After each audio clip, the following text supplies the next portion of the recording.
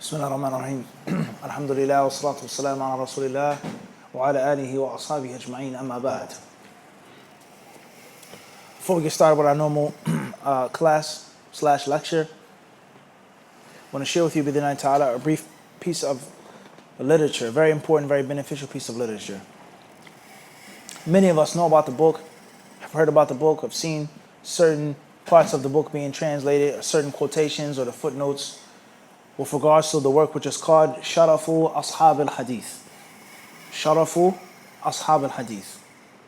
Sharafu Ashab al-Hadith, which means the nobility of the companions of Hadith, the proprietors of Hadith, the proponents of Hadith, the people of Hadith.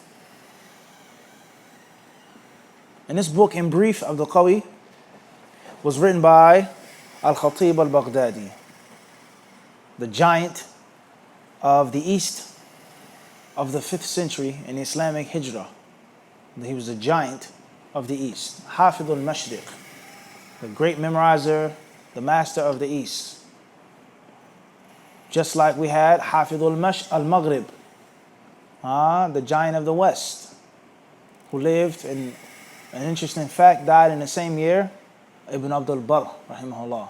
We're reading from his book the week before last, Jami' Bayan al-Ilm wa Fadlihi. So Al-Khatib al-Baghdadi, rahimahullah, is well known and call him the giant, his ilm, his scholastics. He wrote this book for several reasons.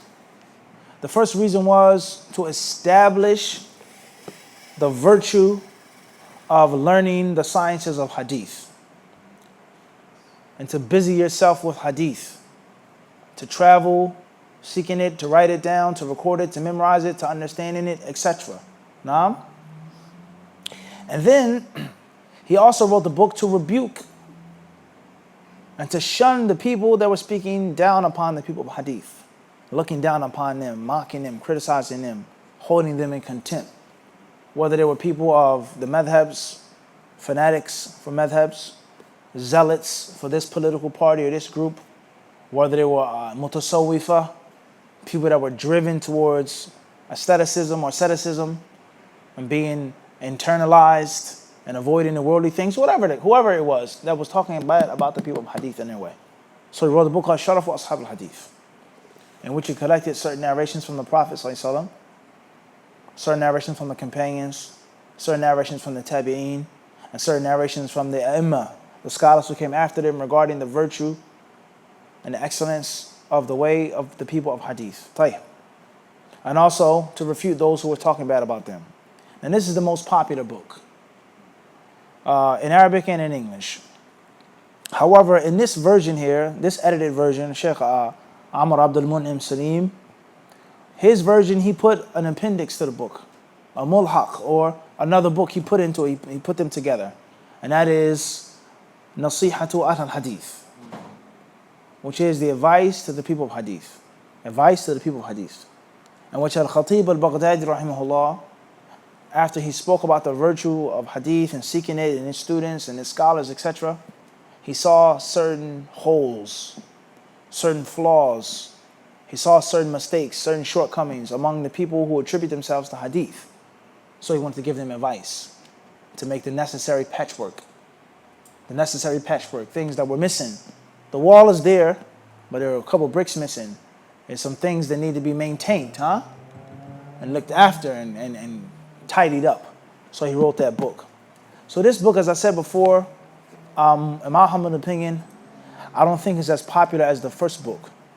The first book you'll find, even if the whole book hasn't been translated into English completely, but you find it in the footnotes of many, many books, collected by Khatib and Sharaf Ashab al-Hadith, page 16. All right, we're clear on this? The second book is very important for a student of knowledge.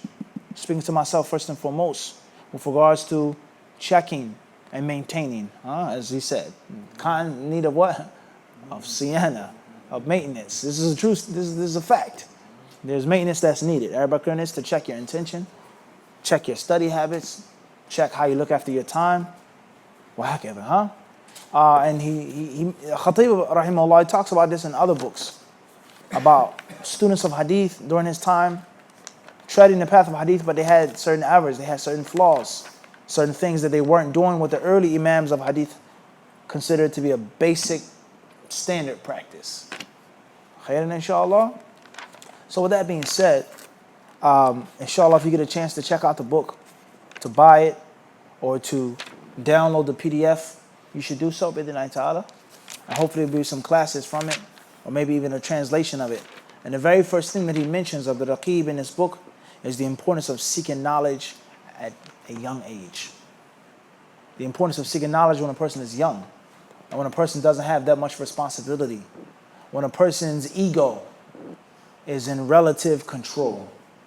When you get older, you have family, you have wife, you have position, you have status, you have a bigger ego, more pride, and you have the ability to humble yourself. If you said, Omar, I want to be your student, I want to learn from you. You came to me. No, really, Mufti, I'm serious. All jokes aside. No jokes, no this. I really honestly want you to teach me Arabic. It'll be almost impossible for me to teach you, because I could never treat you like a student as necessary, but it will be older brother, friend, this, and that. You would look at me crazy if I picked up a cane and hit you with a cane. Like, nah, it's none of that. Everybody understand this? Like, what are you talking about? But someone who's younger, who may not, is a bit what? A bit different. It's a bit different. Let alone time. You have to work. You have to support family, children, this and that. So there's tremendous wisdom in that. So that's a book, bid'Illahi ta'ala. It's not the topic of our lecture. What's important is, if you get a chance to check out the book, bid'Illahi ta'ala. If you can find both of them together in one volume, as is in this copy, this print coming from Egypt, obviously, Qahira, then do that, inshallah. If not, then get the PDF, bid'Illahi ta'ala. So there's Sharaf Ashab al-Hadith, and then there's Nasihatu Ahl al-Hadith by the giant of the East of the 5th century, Al-Khatib al-Baghdadi, rahimahullah ta'ala. And perhaps we get back to our old traditions and our old ways. What we used to do oftentimes before we would start our lecture or our dars, we would give a book or two to add to your list, bid'Illahi ta'ala. Khair, inshallah. That took too much time. I don't want to spend that much time on it at that. Right, let's get started. Tonight's class says, chapter number 55, Babu Qada' as-Salat al-Fa'ita wa istihbabi ta'jili qada'iha. The chapter, it says on page 229, Qada, to pray in lieu of the missed salah, prayer, and it's preferable to be quick in qada. Babu Qada' as-Salat al-Fa'ita, the chapter of making up a missed prayer. Abu Sa'id, does that mean that this chapter is going to talk about making up a prayer missed intentionally? Or is it only talking about prayer that's missed unintentionally, by sleep, or because of sleep, or forgetfulness, or absolute necessity, udhr shar'i, a legitimate excuse? Or is the chapter general, a prayer that you miss? May Allah protect us from this. But somebody says, I was stressed out, I didn't pray. I was having a bad day. I was off my deen. I was going through something at the time. Whatever the case may be. I drank some alcohol. Even though I wasn't, intoxicated, I just didn't feel comfortable praying. And the whole day went by, I didn't pray, or a week, or an hour, whatever the case may be. And now the person is back to his or her wits. I'm back now. Khalas. Do you make those prayers up or not? Or is it only talking about the prayer that's missed because of a legitimate, valid excuse, such as sleep? It was my intention to come to the masjid, but I overslept. My body was tired. As they say, my eyes took over. The snooze button. Or the power went out at nighttime and the alarm clock didn't ring. It's reality.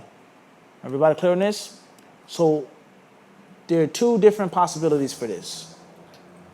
It then says, وَاسْتِحْبَابِ تَعْجِيلِ قَضَائِهَا, and a recommendation, not the obligation, the chapter says, to make it up as soon as you can. To make it up what?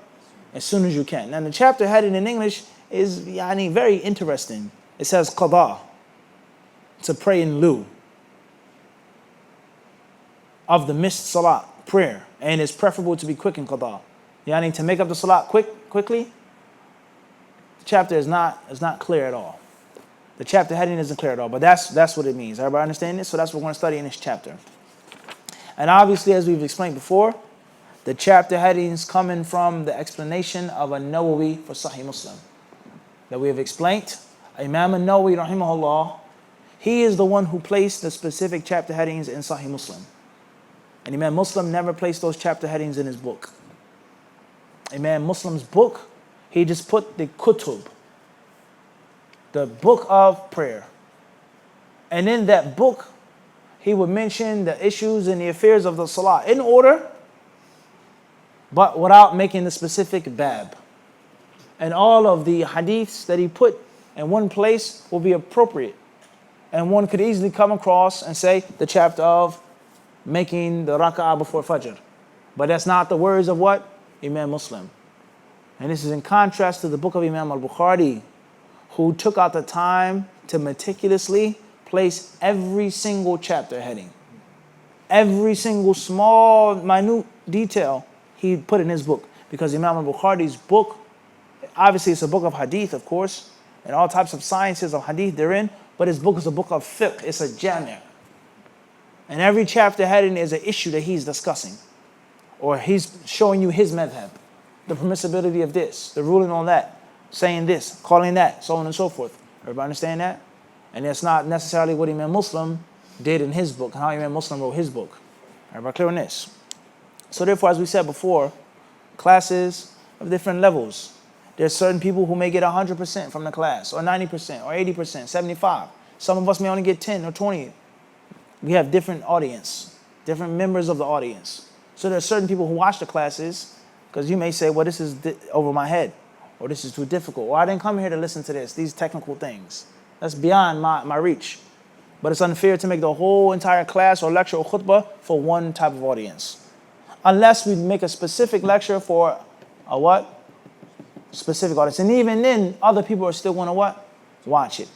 If we come out with a class and says for beginners, people that have studied the book are still going to want to listen to it. So we have different listeners. And there are many people who listen and watch and will actually have the taste and the appetite to learn some of these principles, even if it's in brief, in English. In what? In English. And oftentimes what you learn in English is the key or the step to learning it in Arabic. Everybody understand this? When I first came across the sciences of hadith, it wasn't in Arabic. It wasn't in Arabic. It was in English. And I became interested and amazed by it in English. And that's what forced me to learn Arabic. Because you know you can only go but what? You can't reach and grab everything. Everybody understand this? You can't what? You can't grab but everything in English. You're handicapped. Even though there's a lot in English. But all of it isn't necessarily authentic or sound, let alone it's just not enough. So oftentimes people that say, well, don't talk about this in English, don't mention this in English, you shouldn't say this, you say that. We don't agree with that. We don't what?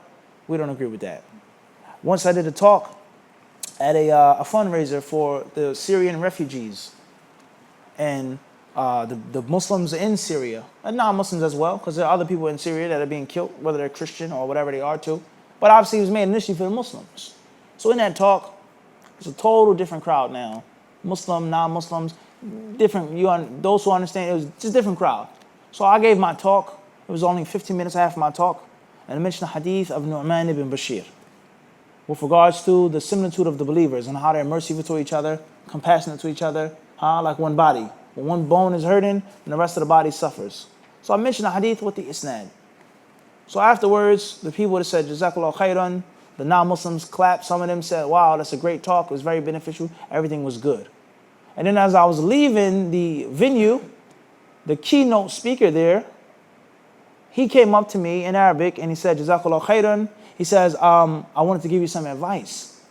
And he says, I noticed that you mentioned the isnad and you talked about Sahih Bukhari and you spoke on this and that. He says, these things don't benefit the general masses too much. He says, they don't benefit the general masses too much. So I don't think you should mention them. So obviously, the first step, I had to humble myself. Can't be egotistic or have a fiery nature. I humbled myself. I said, Jazakallah khairan. Then I said, I don't agree with you. Rather, I think the exact what? Opposite.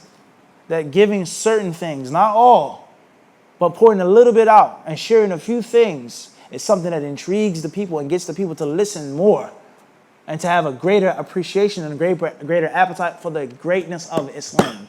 You're speaking to a non-Muslim, a layman. They don't have an idea of chain of narration.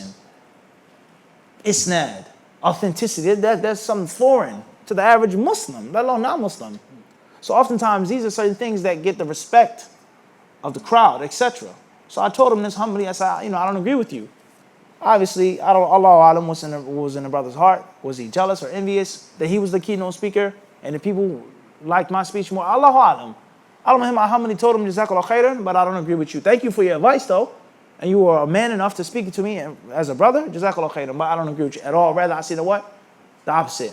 And oftentimes when you hear about something, a science, it makes you learn it the proper way in Arabic. Modes of recitation of the Quran. Wow. There's a different qira'ah. There's a different way of writing a word and saying a word. That's interesting. And you notice you can only go but so far in English. A few books in English on the sciences of the Quran. So now I'm going to do what? Learn Arabic properly. And then, because I want to study the Quran and its modes of recitation. Well, how can that? Everybody understand this? So therefore, we mention these things for the viewers that are into this type of culture. And these type of keys, they can take you very, very far away. Even in English, let alone what? In Arabic. So therefore, Imam al-Bukhari, rahimahullah ta'ala, his book is very different than Imam Muslim's book from that aspect. From that what? From that aspect. And Imam al-Bukhari, he takes one hadith, and he may mention a hadith 20 times in his book, in 20 different chapters, and cut it up, and split it up, and splice it. Everybody understand this? Because he has istinbat, he's deducing, extracting. And Imam Muslim, rahimahullah ta'ala, doesn't do it like that. He puts all the hadiths in one what? Place. The hadiths that are appropriate in one place. And the different wordings, the different versions, the different variations, ikhtilaf, naqili, al-akhbar, etc. in one place. Everybody understand this? This is why some ulama say that when you want to study, you finish Bulugh al-Maram, these types of books, Nail al-Awtar, things like this, and when we have an advanced study of hadith, you say start with Sahih Muslim before Sahih Bukhari. Because Sahih Muslim is kitab hadith and Sahih Bukhari kitab fiqh. Even though they're both books of hadith. And we've spoken about this many times before and given lectures and workshops on the conservation of hadith. We have articles on the website on how these books were put together and the style that was used by their authors. And this is very important for the layman Muslim to understand in light of the attacks on Islam. That Islam is a haphazard religion. It was put together, it was thrown together. Muhammad conjured it together. The Arabs, it's their religion. No, it's a science. And everything that we say and we do as Muslims, everything that we what? Say and do as Muslims is based off of preservation. Khairan, inshallah. So with that being said, An-Nawawi, rahimahullah, he's the one who put those chapter headings in Sahih Muslim.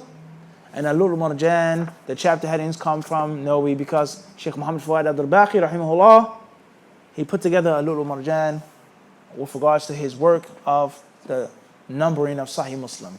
Tayyib. Hadith 396. It says, Hadith Imran ibn Husayn radiyallahu anhuma. أنهم كانوا مع النبي صلى الله عليه وسلم في مسير فأدلجوا ليلتهم حتى إذا كان وجه الصبح عصروا أو عرسوا فغلبتهم أعينهم حتى ارتفعت الشمس فكان أول من استيقظ من منامه أبو بكر وكان لا يوقظ رسول الله صلى الله عليه وسلم من منامه حتى يستيقظ فاستيقظ عمر فقعد أبو بكر عند رأسه فجعل يكبر ويرفع صوته حتى استيقظ النبي صلى الله عليه وسلم فنزل وصلى بنا الغداء فاعتذر رجل من القوم لم يصلي معنا فلما انصرف قال يا فلان ما يمنعك أن تصلي معنا قال أصابتني جنابة فأمره أن يتيمم بالصعيد ثم صلى وجعلني رسول الله صلى الله عليه وسلم في ركوب بين يديه وقد عطشنا عطشا شديدا فبينما نحن نسير إذ بامرأة سادلة رجليها بين مزادتين فقلنا لها أين الماء فقالت إنه لا ماء فقلنا كم بين أهلك وبين الماء قالت يوم وليلة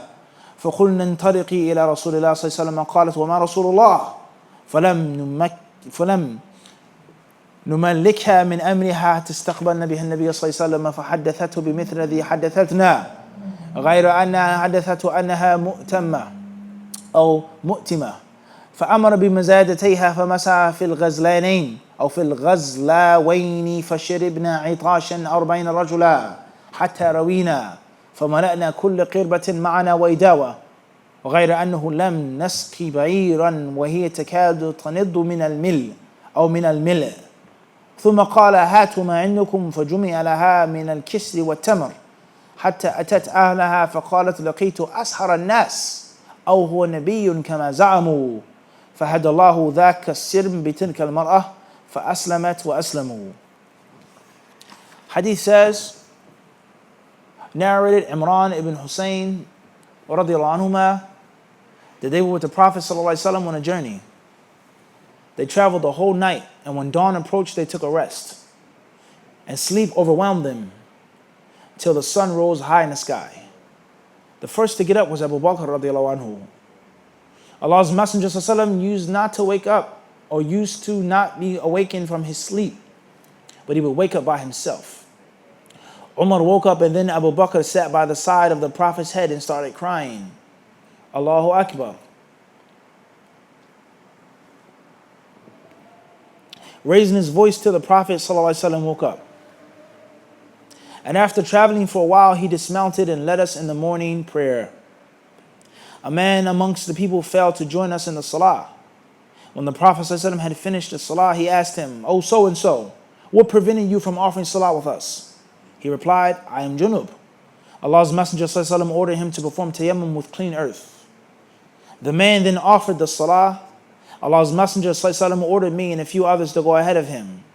We had become very thirsty. While we were on our way looking for water, we came across a lady riding an animal, hanging her legs between two water skins. We asked her, "Where can we get water?" She replied, "Oh, there is not water." We asked, "How far is your house from the water?" She replied, "A distance of a day and night travel." We said, "Come on to Allah's Messenger ﷺ." She asked, "What is Allah's Messenger?"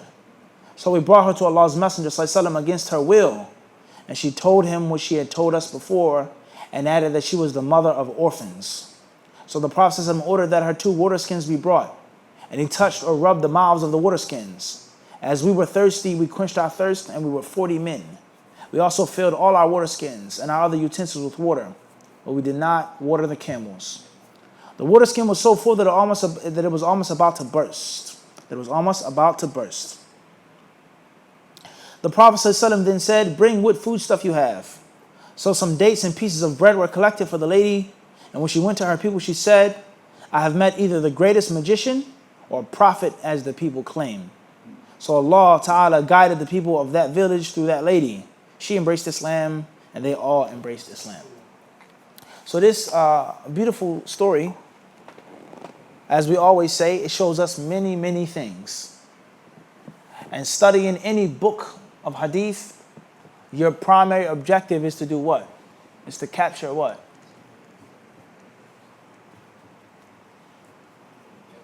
Your primary objective is what? Is to take the main fiqh lesson from the hadith. The mahallu shahid, mahallu dilala. We're studying the book fiqh al-hadith, fiqh al-sunnah. This benefit, the Prophet was a prophet, traveling, a woman without a mahram, those are all secondary. Third, fourth, fifth, no. The very first thing to do to capture is what? The main fiqh lesson from the what? From the hadith. Everybody clear on this? The main fiqh lesson. Where can that be found? In what sentence?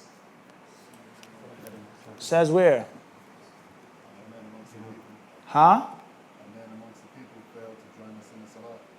A man among the people failed to join us in the salah. That's one way of looking at it. Something deeper. The chapter, no, we're in the hadith now. The actual hadith now. It's something deeper than that. Slept overwhelmed them. They overslept. Then what happened? What does it say? Listen carefully. It says, "Hatir tafa'at ash-shams." The sun rose, meaning they overslept for Fajr. They were tired, traveling at night. فَكَانَ أَوَّلْ مَنْ اسْتَيْقَظَ مِنْ مَنَامِ Abu Bakr. The first one to wake up was Abu Bakr. And the Messenger of Allah, whenever he slept, the people did not what? Because he may be getting wahi. Let him sleep. Also, that's from the religious aspect, maybe from an aspect of respect. He needs rest. Don't annoy him. Don't pester him. Let him rest. Everybody clear on this? It's the Messenger what? Of Allah. It then says, فَقَعَدَ. And then it says, then Umar woke up. فَقَعَدَ أبو بكر عند رأسه. Abu Bakr sat at his head. فَجَعَلَ يُكَبِّرُ وَيَرْفَعُ صَوْتَهُ. When he was making takbir, saying it loudly, until the Messenger of Allah what? He woke up. فَنَزَلَ وَصَلَّ بِنَا الْغَدَاء. So he did what? It says here in English, it says, he dismounted and led us in the morning prayer. As soon as the Messenger of Allah woke up, he did what? Nope. There's a trick that I set for you, a trap. It's a what?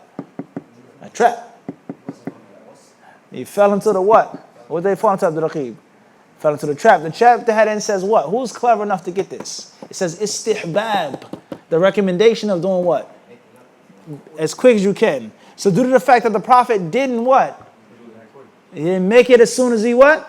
Woke up. Rather he traveled, then he got down. Showing that it wasn't mandatory to what? Do it immediately. You got it or not? فهمنا هذا? I don't think everybody's there. طيب. The chapter heading said what, Omar? That is recommended to do what? To make up what? Your missed prayer. To be ta'jil. To make it up as soon as you remember. So, Fajr, the sun rises what time? Now. On Eastern time. 5:29. So a person, he wakes up at 5:35. Based off what we just read, it's recommended to do what? Make the salat when? Use the bathroom, make wudu, even though the sun is coming up. Whatever time it is. Everybody understand this? Or look at it like this. I woke up at 6 a.m. It's late. I woke up late for Fajr. I have to go to work at 7. Got to be at work at 7. I got to hurry up, run out the door to get there on time. It's not obligatory for me to do what? Make the Fajr up when? I can make it up later. I get a break at work. You're saying hypothetical. We're not getting to putting work before salat. We're trying to make a point here. Everybody understand this? That it's not mandatory to do what? Immediately, based off of the chapter heading. And those who say that you have to make it up immediately, they would say you have to do what? Make up the Fajr as soon as you're up, no matter what you're going to be late for or whatever. Have I got this? So the Prophet ﷺ, it says that they did what? Listen carefully to the hadith. It says, Umar woke up and then Abu Bakr sat by the side of the Prophet. It then says, his voice till the Prophet woke up. Till the Prophet what? Woke up. That's the literal translation. Back to Arabic. It says, فَنَزَلَ. The next part in Arabic says he got down. Meaning he got down from what or how? From riding. That's why it says between the parentheses here in English, and after traveling for a while. But it's not mentioned where? It's not mentioned where? In the Arabic. But that's the taqdeer. That's what's meant. The Prophet woke up and he did what? He rode. Then he got down from his mount and made the salah. Clearness or not? Everybody got this? You see how he fell into the trap? Everybody got this or not? So this hadith is proving that the Prophet and the companions didn't make the Fajr immediately. But they did what? They traveled for some time. And that's the highlighting point from the hadith. You got it, Ahmed? That it isn't obligatory to do it right away. Is it best? Is a good thing? That's not the discussion at hand. Everybody understand this? So when you learn something, you learn how to go this way so much. Now I do what? I train you how to do what? Go to the opposite way in extraction. Everybody clear this or not? You got a Sheikh Khan? Everybody 100%? Tayyib. So that's the highlighting point from the hadith. That's the what? Highlighting point from the hadith. Tayyib. Moving forward. Before we get into the hadith, obviously there are different principles and different etiquettes or manners with regards to salah and praying it on time. First and foremost, let's say a person chronically oversleeps for prayer. Who do you live with? If you're single, then you should get married. Get a righteous wife to do what? To wake you up. Everybody clear on this? If you're living somewhere and you don't like no one to wake you up, but you oversleep, you have to get a what? Alarm clock, a phone, something. Everybody understand this? Tell the people to wake me up, no matter how loud I'm snoring. If you hear me what? No matter how many sheep I'm counting. No poetry right now, Akhi. So you count what? Count sheep. No poetry right now, brother. Right, Sheikh? No poetry right now. No matter how many sheep I'm counting, wake me what? Wake me up. Or staying up at night, doing something that's permissible and halal. Let alone something that's disliked, let alone something that's what? Haram. And which you can't make fajr the next morning, or though whatever salat is. These are all principles, dawabit, with regards to this chapter heading. Looking after the prayer. Everybody understand this? As far as if a person oversleeps by human nature, he's tired, he's exhausted, or the alarm clock, I forgot to set it, or my phone died at night, or my cat bit the cord and it got a short, whatever took place, then a person is not responsible for that. As long as you had the intention and you tried to what? To do it. Everybody clear on this or not?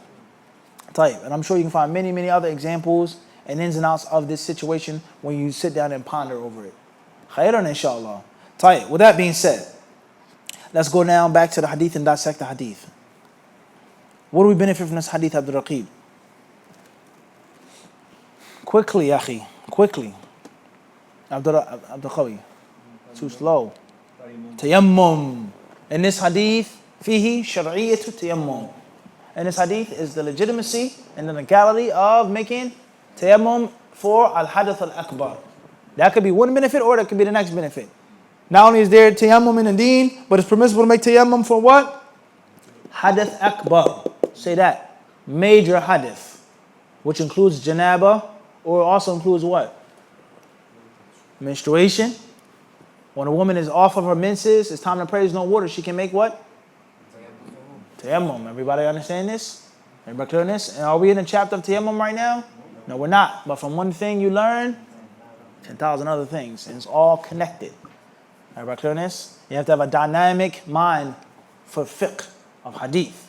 Boom, boom, boom, boom, boom. You what? Connect it. Go there and then what? Bring it right back.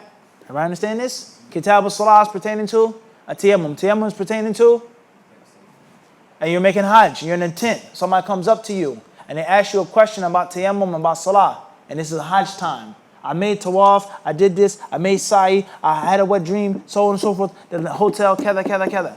All of those things are now what? Connected. And you can't give an accurate hajj question or hajj fatwa until you understand the rulings of what? Tayammum and salah and traveling. And that's the concept. That's the what? That's the thing that we're trying to teach. From one thing you learn what? 10,000 things. Everybody clear this or not? Tight. Next faida. Khalid. This hadith, you can write a book on this one hadith. Literally, without no exaggeration. A whole book could be written on this one hadith. Yalla. The permissibility to travel at night. And it's not disliked. There's nothing wrong with that. Ahsan. It's just that simple. Next faida, Ahmed.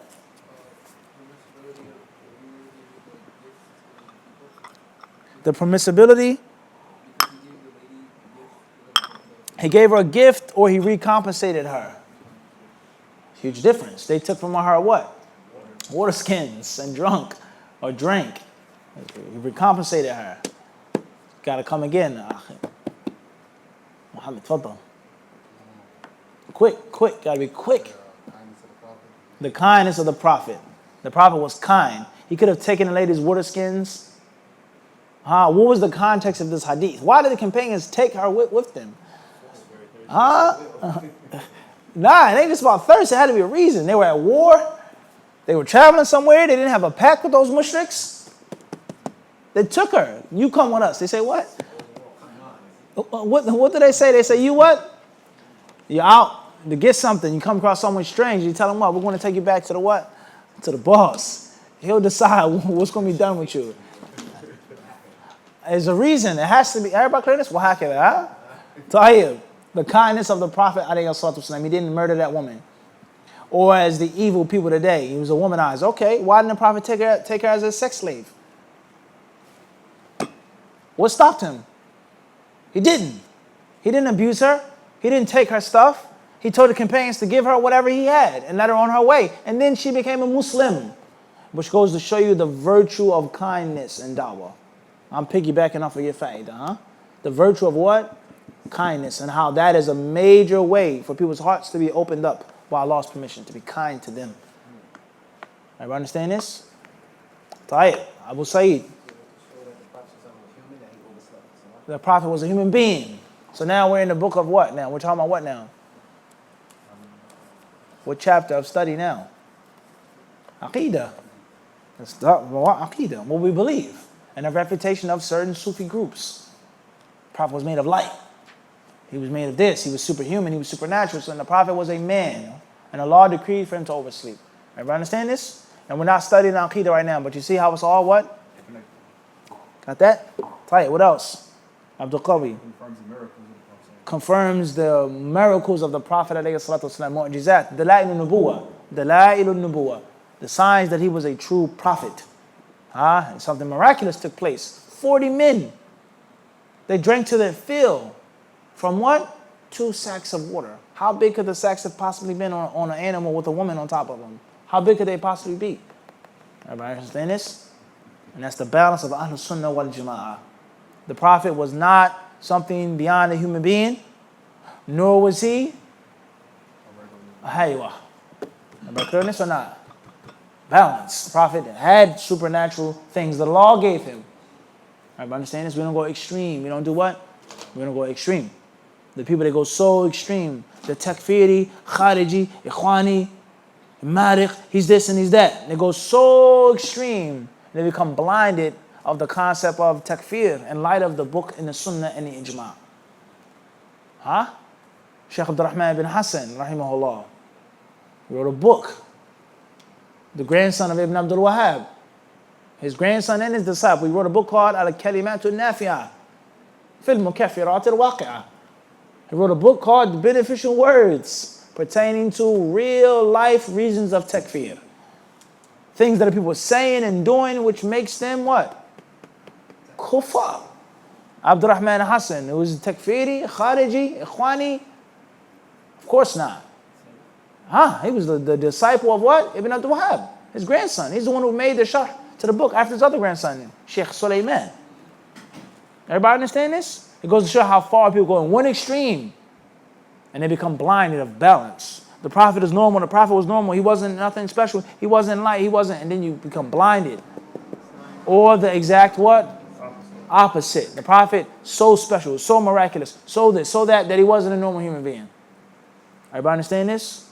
Our aqidah, as we said, is nothing exotic or special except for kitab and sunnah. An understanding of the Salaf al-Salih, that's the concept of accepting it in its pure organic nature. According to the Arabic language, according to all of the text of the Quran and the Sunnah harmonized together. That's what's meant by Fahm al-Salaf. Everybody understand this? It's nothing exotic, it's nothing special. Organic food. Whole foods, as they say, right? They say about the candy bar. How many ingredients are supposed to be in a bar? One line, if that. Cherries, whole wheat, gather, that's it. Or as other packages say, Abdul Qawi, he said egg whites, almonds, dark chocolate, sea salt, and no. We won't say that on the video. But they're trying to prove a point to you. All of those preservatives and additives don't belong what? In that bar. Everybody clear this? One day my father, he said to me years ago, he said, if you have to read a paragraph on a box of crackers or biscuits or bread, he said, something, son, is what? Seriously wrong with your diet. If there's a paragraph of things that you're reading and all types of fancy exotic words that you can't pronounce. Everybody clear on this? Flour, salt, water, such and such, yeast, that's it, done, bread, finished. Something's wrong if there's a whole book that you're reading, a novel, an excerpt from a novel on the back of a box of crackers. Something's what? Something's wrong. Everybody clear on this or not? So the way the Salaf al-Salih is nothing more than what? Water, salt, egg whites, so on and so forth. That's it. Make bread. And when the other Muslims and groups from the Muslims, they said, no, we have to put this into the bread. And we have to add this to the bread. And we can't have bread unless we understand it in light of the philosophical, theological reasoning of the Greeks and the Persians and the Romans and so on and so forth. And the strange, weird, and peculiar styles of the Arabic language. And Ahlul Sunnah wal Jama'ah, they said what? La. No. Simple, basic, easy recipe. Everybody got this? And if the people didn't have preservatives and additives, then there would be no need to say organic. It's just what now? Bread. Organic. There's no such thing as organic. farm raised, grass fed. That's how all animals are supposed to be on a farm. Everybody clear on this? Fight. So the Prophet ﷺ overslept. The next fact that we take from this hadith is what? The well-known sihr was well-known. Fight. What else? The virtue of Abu Bakr was he's the first one to? Without a question, I sent. Keep it moving. Come on. The permissibility of talking to a non-mahram woman. Allahu Akbar. That's the Raqib's faida. The permissibility of talking to a what? A non-mahram woman. They say you can't. My voice is a sister's coming down the steps. Watch out, brothers, move out the way. I called Mufti and he told me that you need to fear Allah. You mistreated me as your wife. Astaghfirullah. Why would you call that individual? Why would you give him your voice? It's haram. We hear this. Everybody understand this? The companions talk to the what? Talk to the woman. And they travel what? With the woman. A day and a night. What else? And this doesn't mean, as we always say, that we're encouraging people to just what? Talk and be loose and flirt. It doesn't mean that. Does a freestyle, Doesn't mean halal style. What it means is we're just trying to prove a what? A legal ruling. A what? A legal ruling. Everybody clear on this? If we say it's permissible, we believe that it's permissible for a student of knowledge to go to a masjid that's not Salafi and do classes and teach and invite them and so on and so forth. That means that we're talking about a legal issue. And it does not mean that we're saying that bid'ah is okay and the sunnah is not important. It doesn't what? Doesn't mean that. If you say it's permissible to take from someone who's a person of innovation. If someone said that it's permissible to learn from a mubtadi', it doesn't mean that a person is doing what? Supporting bid'ah. No. I mean, he's trying to prove a legal point based off of Quran, Sunnah, and Ijma'. Everybody got this? Tayyib. What else do we get from this? We also get from this the virtue of Umar. Ali radiallahu anhu wasn't mentioned here. Everybody clear on this? The Shaykhain. Abu Bakr and then what? And Umar. Tayyib. What else do we get from this? Asking about the man who didn't pray. The leader looking after his subjects and being concerned about them. Tayyib. We also learn from this what? The virtue of the woman upon whom an entire village. Y'all ain't thinking about marriage now. Tayyib. May Allah bless you. The permissibility of a woman giving dawah. Ahsant. Very good. She told her people. And perhaps some of those people that she spoke to weren't her mahrams. Tayyib. What else? Permissibility of saying takbir to somebody up. Allahu Akbar. Some brothers may get up and they may be grumpy and angry. But it's what? They said Allahu Akbar. And it also goes to show us being indirect sometimes. And sometimes that's more than enough to get the point across. Tell you, what else do we learn from this? The Prophet ﷺ didn't abuse the man. He didn't embarrass the man, but he said, Ya fulan. Oh, so and so. Like we said last night. And we established what? Last night. Shaykhan, quickly. The permissibility of a woman riding a horse. What was a horse or a donkey or a camel or a mule, Sheikh? Yeah, that's a big difference. Did the people who travel on horses through the desert? Very rarely. Horse is like a sports car. You use it for a specific what? A Ferrari. To raid, to run, to race. But normal traveling, you're going to use a broham. An SUV or a van or whatever to carry your load. Comfortable. Everybody understand this? The horse was a what? Luxury. And it was made for speed and strength, power. Tayyib. You wouldn't take a horse on a long distance journey. It's not built like that camel was built. Tayyib. What else? The permissibility of mentioning certain things that could be embarrassing. He says, Asabatni janaba. He says, I'm what? Verily, I'm what? I'm junub. I've become sexually defiled. Tayyib. Also, it shows us what? Reconnaissance. Shows us the military concept of what? Reconnaissance and scouting. We take that from the point in the hadith that says what? That's one. Huh? It says the Messenger of Allah ordered me and a few others to what? Go ahead. Scout. Let alone taking a woman back. Who is she? Is she a spy? Is she this? Is she that? Is she trying to poison? Tahir. What else do we have? We mentioned that. Tahir. And there are many, many other what? Fawaid as well. Khairan inshaAllah. Let's move forward. Hadith 397. Narrated Anas radiallahu anhu, the Prophet ﷺ said, if anyone forgets to offer a salah, he should offer that salah when he remembers it. There is not expiation except to offer the same. Then he recited, and perform a salah for my remembrance. Hadith Anas radiallahu anhu, عن النبي صلى الله عليه وسلم أنه قال من نسي صلاة فليصليها إذا ذكرها لا كفارة لها إلا ذلك وأقم الصلاة لذكري. Is narrated Anas bin Malik radiallahu anhu that the Prophet ﷺ said, "Man nasiya salatan," he who forgets about a prayer. فَلْيُصَلِّ, he says, then let him pray. إِذَا ذَكَرَهَا. And in other versions of the hadith it says, "Oh, nama anha," or sleep. Then it says there's no expiation except to what? To do that. And then he recited the verse from the Quran al-Kareem, وَأَقِمُ الصَّلَاةَ لِذِكْرِي. Allah told Musa and Harun, he told them to establish a prayer for what? For my remembrance. So this hadith teaches us what now? And alhamdulillah, that's the end of the chapter of Al-Masajid wa Mawadi' al-Salat. We finished that chapter.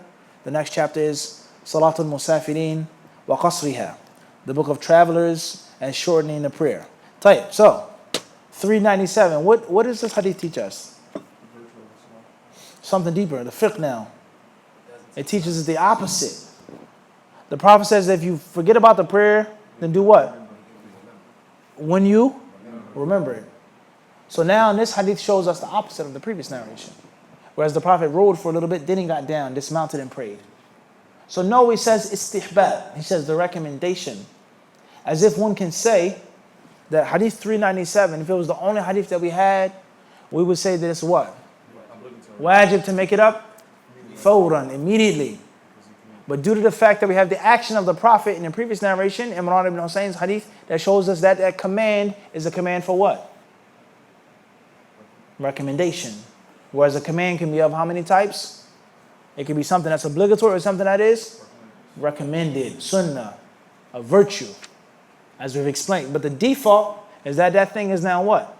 Wajib. So if we only had the hadith of Anas, then we would say it's what? Fard. To make it up? Immediately. In light of the hadith of Imran ibn Husayn, one could say that it's what? Recommended. Everybody understand? That's هذا الصارف. هذا الصارف له عن الوجوب. هذا الصارف له عن إيش؟ عن الوجوب. النووي رحمه الله تعالى, he says about this chapter, حاصل المذهب أنه إذا فاتته فريضة وجب قضاؤها وإن فاتت بعذر استحب قضاؤها على الفور ويجوز تأخير على الصحيح.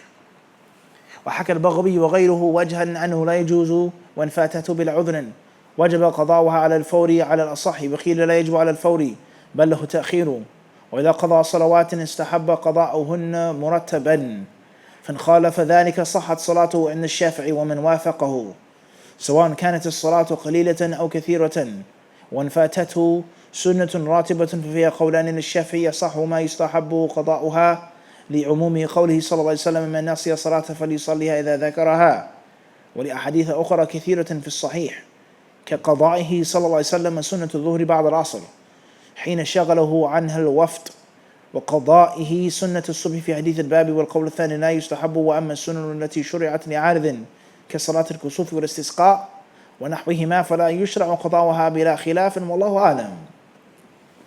I know he says, listen carefully,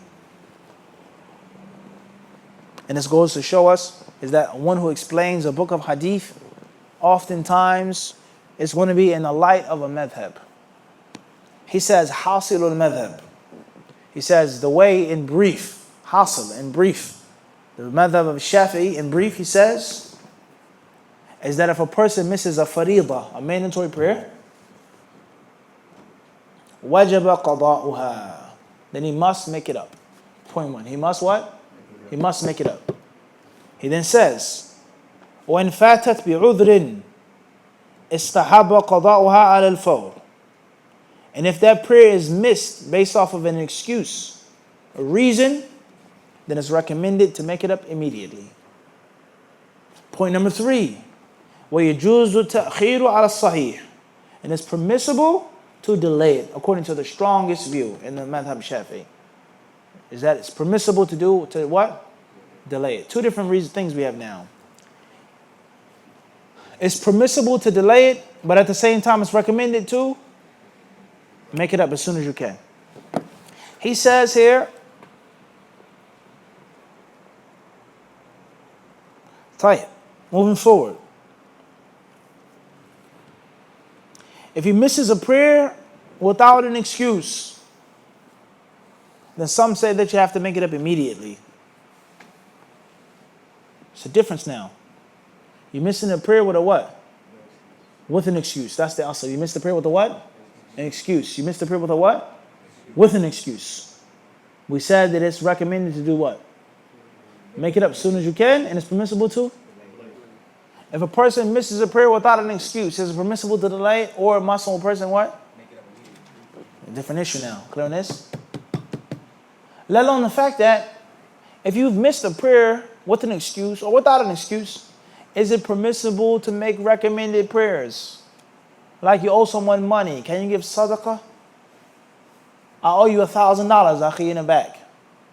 I owe you money.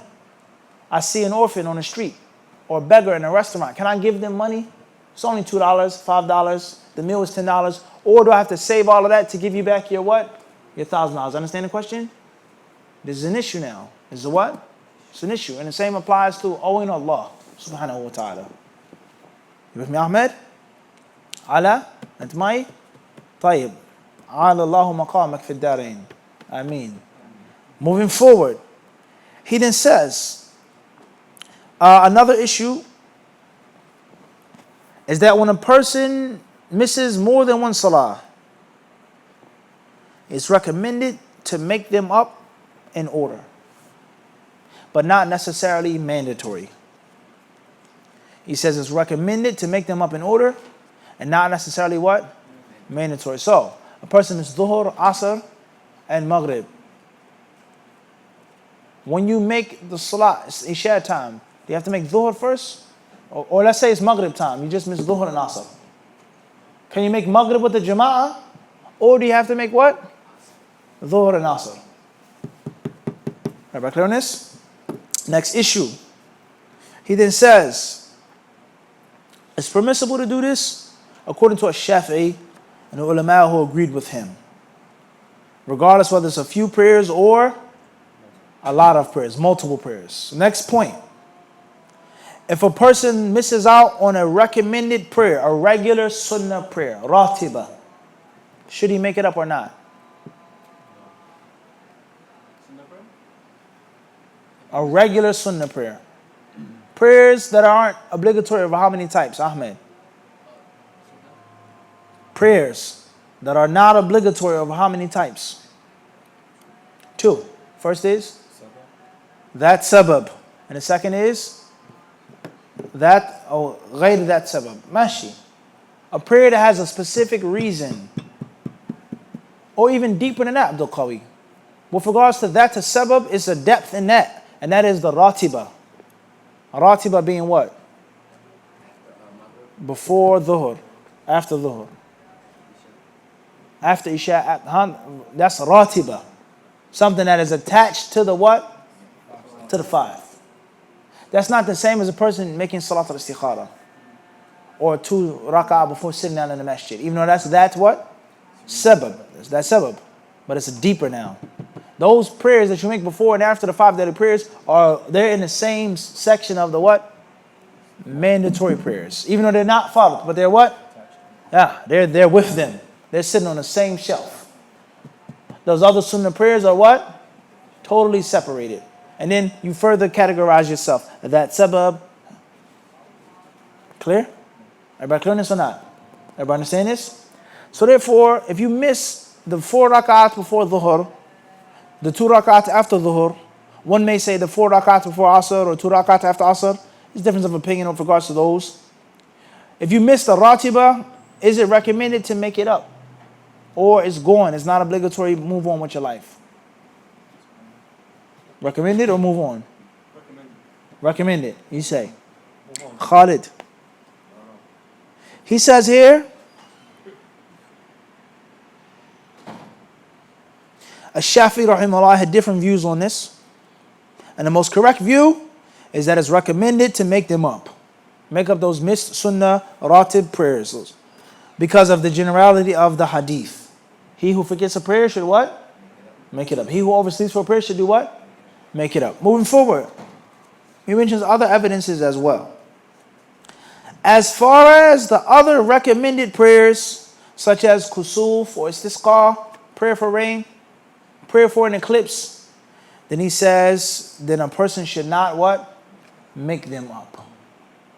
He says, bila khilaf, without any difference of opinion. Tight. This is all we're going to take tonight. We've taken a bit much. We'll mention hopefully the rest of these issues in the next chapter with regards to making up the prayer, things like this. Allah subhanahu wa ta'ala surely knows best. Thank you very much for listening and for watching. Jazakumullahu khairan. Barakallahu fikum. Wa wafaqakum li kulli khair. Subhana rabbika rabbil izzati amma yasifun. Wa salamun al mursaleen. Walhamdulillahi rabbil alameen.